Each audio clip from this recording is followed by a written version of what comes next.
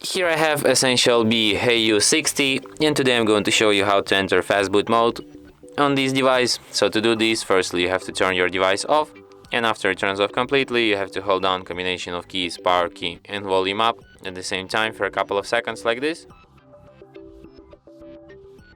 After the screen turns on, you can release power key and keep holding only volume up. In this kind of menu you have to use volume keys to navigate and power key to select. And here you have to select the third option, enter Fastboot, and after that you will enter the Fastboot mode. So if you want to quit this mode, just you can select different options. You have the reboot system now, which restarts your device. You have the enter recovery, which just go back to the previous menu.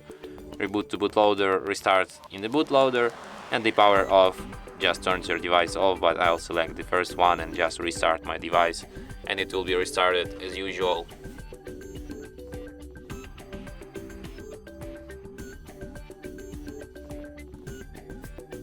And that's it. Thanks for watching. If you find this tutorial useful, don't forget to hit that like button and subscribe to our channel.